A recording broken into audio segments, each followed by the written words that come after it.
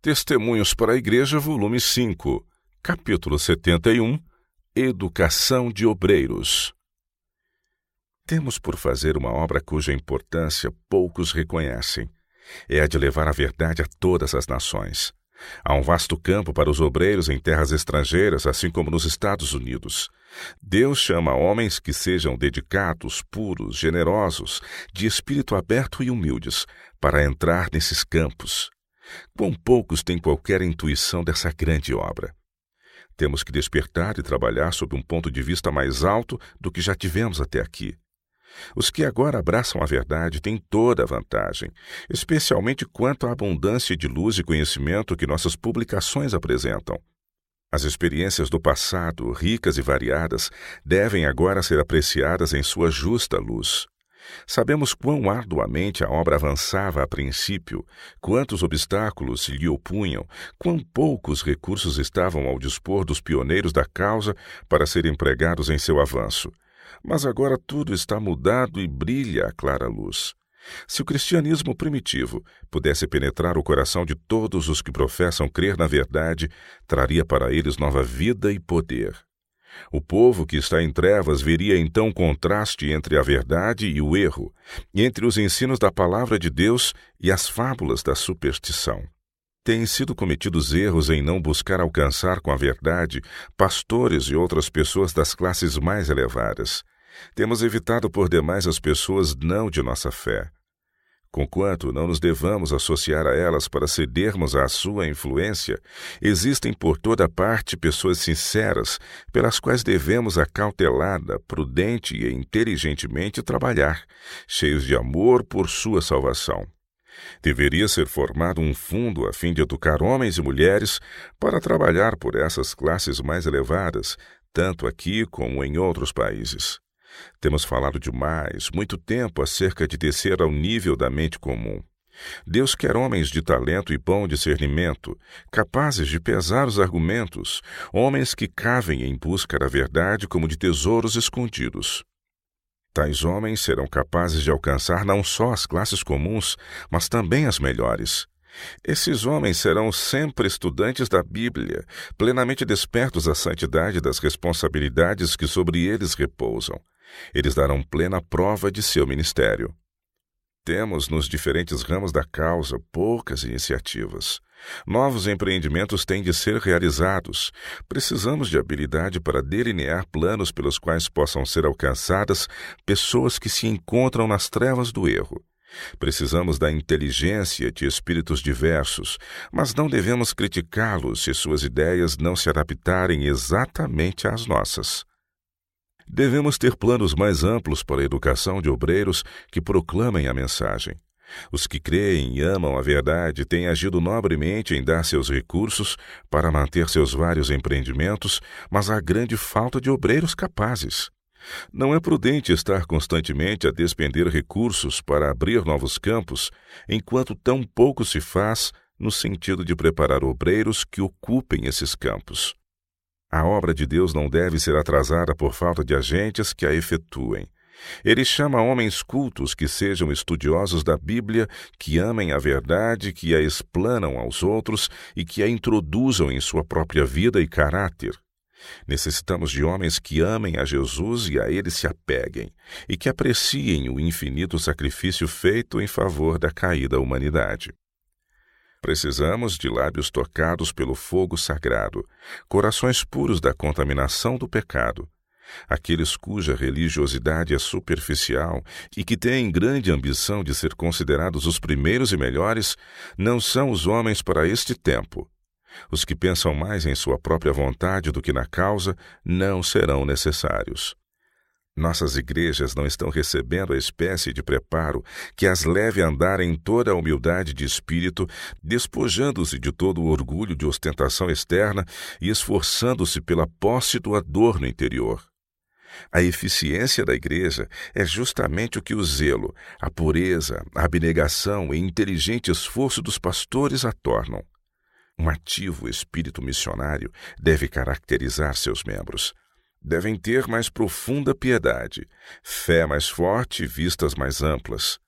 Têm de fazer trabalho mais completo no esforço pessoal.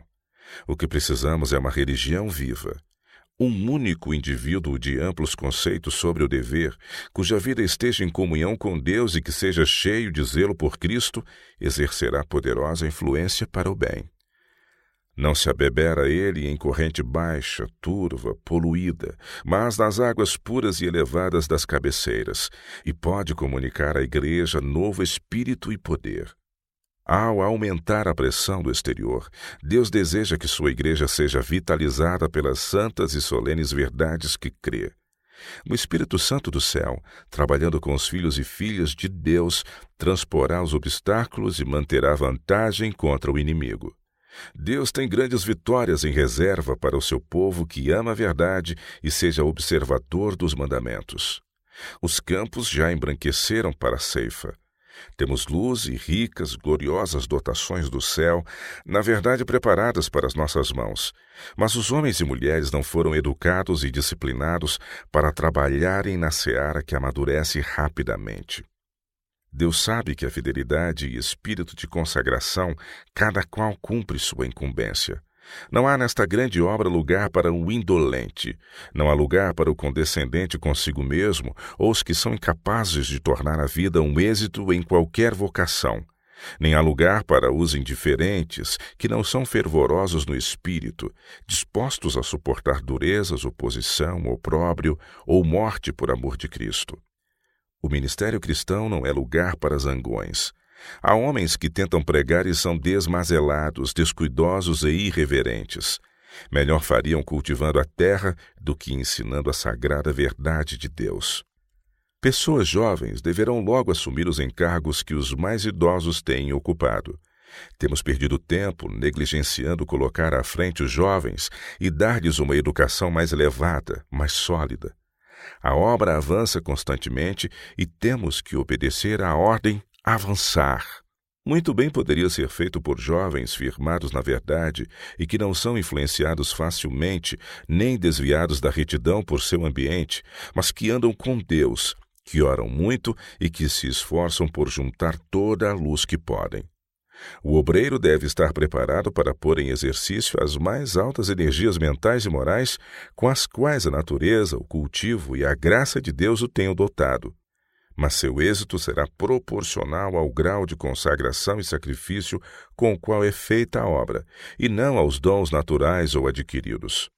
São necessários os mais fervorosos e contínuos esforços por adquirir habilitações para a utilidade, mas a menos que Deus atue com os esforços humanos, coisa alguma se poderá realizar. Disse Cristo: sem mim nada podeis fazer. João capítulo 15, verso 5. A graça divina é o grande elemento do poder salvador. Sem ela, todos os esforços humanos são de nenhum valor. Sua cooperação é necessária mesmo para os mais fortes e fervorosos esforços humanos, para a proclamação da verdade.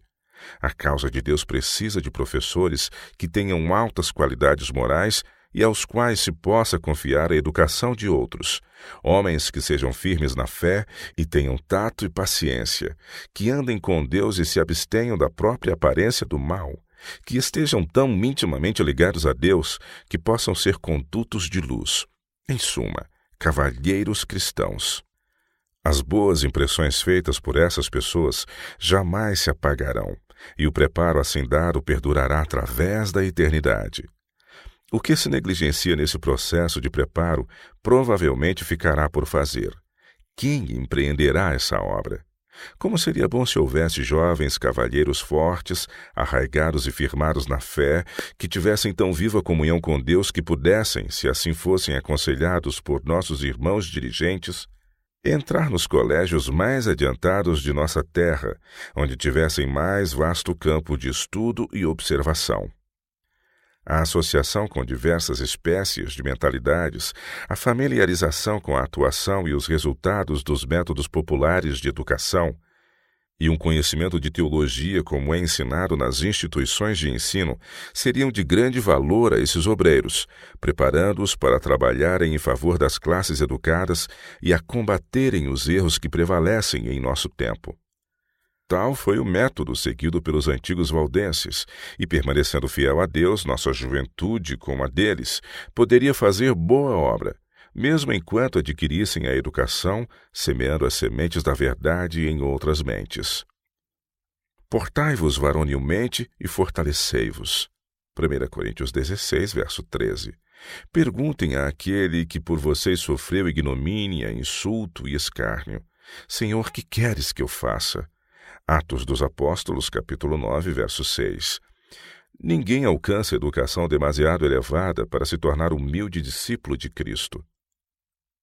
Os que julgam privilégio dar o melhor de sua vida e estudo àquele de quem os receberam, não fugirão a nenhum trabalho nem sacrifício para devolver a Deus, no mais excelente serviço, os talentos que Ele confiou. Na grande batalha da vida, muitos dos obreiros perdem de vista a solenidade e caráter sagrado de sua missão. A mortal maldição do pecado continua a manchar e a desfigurar a imagem moral de Deus neles, porque não trabalham como Cristo trabalhou. Vemos a necessidade de estimular mais elevadas ideias acerca da educação e de empregar no ministério mais homens bem preparados. Os que não obtêm a devida espécie de educação antes de entrar para a obra de Deus não são competentes para aceitar esse santo legado e levar avante a obra da reforma. No entanto, todos devem continuar sua educação depois de se empenhar na obra. Devem ter a palavra de Deus a habitar neles. Precisamos de mais cultivo, refinamento e nobreza de coração em nossos obreiros. Semelhante melhoria deve mostrar resultados na eternidade. Eu vos escrevi, pais, porque já conhecestes aquele que é desde o princípio. Eu vos escrevi, jovens, porque sois fortes, e a palavra de Deus está em vós, e já vencestes o maligno. 1 João capítulo 2, verso 14. O apóstolo liga aqui a experiência dos pais à dos jovens, da mesma maneira que há uma ligação entre os antigos discípulos nesta causa e os que são mais jovens, que não tiveram experiência dos primeiros desenvolvimentos desta mensagem. Os que eram jovens quando surgiu a mensagem terão de ser educados pelos líderes antigos. Esses mestres devem reconhecer que não se pode fazer esforços demasiado grandes para preparar homens para o seu santo legado, enquanto os porta-estandartes são ainda capazes de manter alto o estandarte. E, no entanto, os que por tanto tempo lutaram nas batalhas podem ainda alcançar vitórias. Têm se familiarizado tão cabalmente com os ardis de Satanás que não serão facilmente desviados das veredas antigas. Lembram-se dos dias antigos, conhecem aquele que existe desde o princípio. Poderão ser sempre portadores de luz, fiéis testemunhas de Deus, epístolas vivas, conhecidas e lidas por todos os homens. Vamos dar, pois, graças a Deus por terem ficado alguns, como se deu com João, para relatar sua experiência no princípio desta mensagem e o recebimento disso que hoje temos como tão querido. Mas um após outro vão caindo em seu posto, e não é nada mais que prudente prepararmos outros para assumirem a obra onde eles a deixam. Têm de ser feitos esforços para habilitar os jovens para a obra. Devem eles vir à frente para assumirem cargos e responsabilidades. Os que agora são jovens devem tornar-se homens fortes, têm de ser capazes de planejar e dar conselhos. A palavra de Deus neles habitando, torná-los-á puros, enchendo-os de fé, esperança, ânimo e dedicação.